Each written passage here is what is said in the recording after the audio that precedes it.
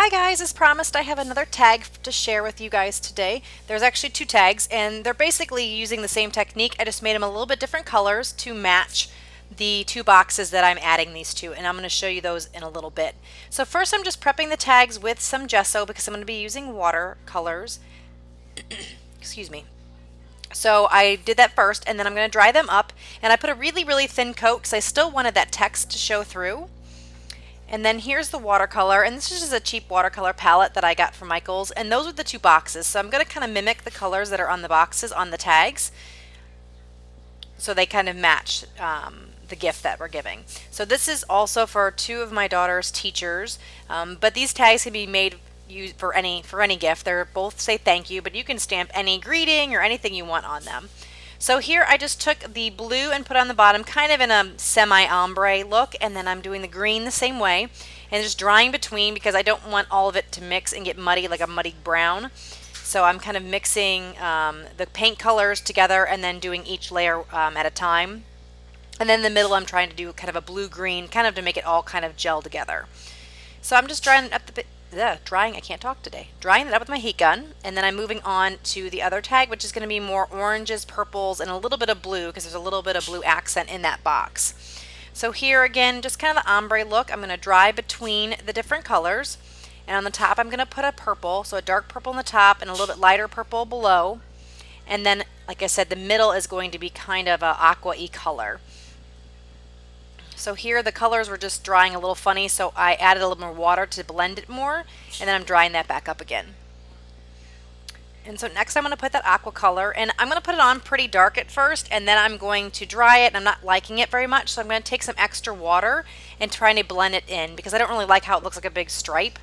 So here you're going to see me how I'm blending it all together, and it kind of blends in then more on that tag. It doesn't look so striped. And it's going to look a lot more mixed together once I get the tag moved in and going.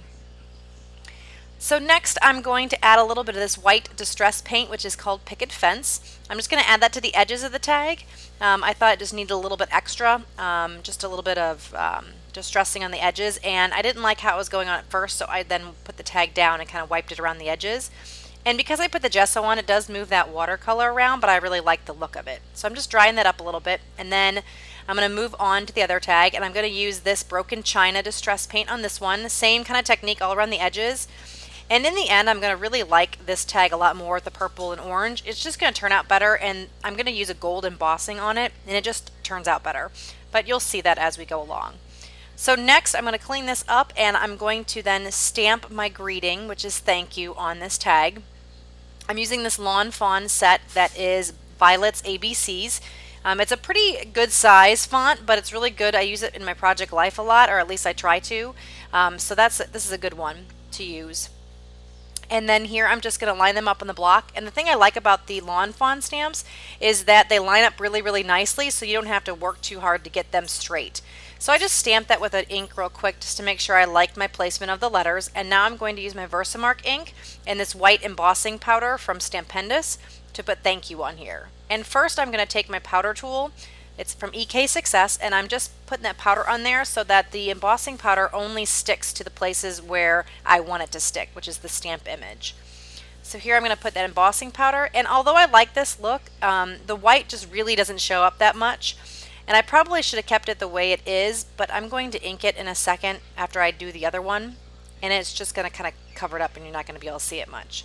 So the next one I'm going to use gold. It's a detail gold. Again, it's from Stampendous. I'm just going to ink up my stamp with the Versamark and then stamp that down with the gold. And then I'm going to heat emboss that, and I'm going to like this tag a whole lot better. And so that is on there now, and it's nice in gold. And then I'm going to take my Distress ink and Antique Linen, and I'm going to antique the edges, and I'm trying to make it all stand out more. But like I said, it's going to end up covering up that thank you too much, and it just makes it actually blend in more. So I did the opposite of what I wanted to do. I kind of fix it a little bit later. You're going to see me play with it and work with it a lot.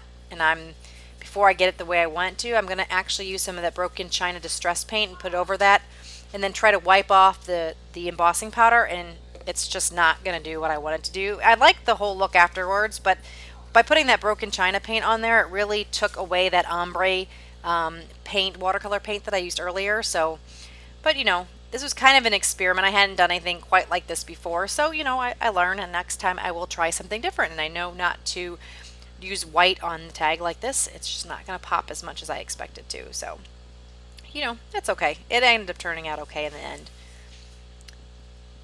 So now I am going to get out this stuff called Rub and Buff, and this stuff is awesome. It's like it's supposed to be like a, what is it, like a distressing or an antiquing that you're supposed to use on furniture, I think. And I have used it on my paper crafts, and it really makes an awesome, awesome look. It's kind of like a wax kind of texture, but I really like the shine that it gives these tags. So, or any kind of paper book, scrapbooking or anything like that. So here I'm going to show a close-up of it in a minute, and you'll see it a little bit better. And then what I'm going to do to rectify that tag that's just kind of funky with the white on there is I'm going to take my white gel pen, and here's a close-up of that. You can see the shine that Rub and Buff gives. But I'm going to take a white gel pen and then outline or write on all the letters, so they're going to pop out a little bit more. Like I said, it's not the best, but I think it kind of makes it look decent, and it pops it off better than it was before I did this. So after that, that's pretty much it. I just want to say thank you guys so much. Let me know if you liked the video by giving me a thumbs up. And if you have any questions about any products that I use or anything else, please leave a comment below. Thank you guys so much. Have a great day. Bye-bye.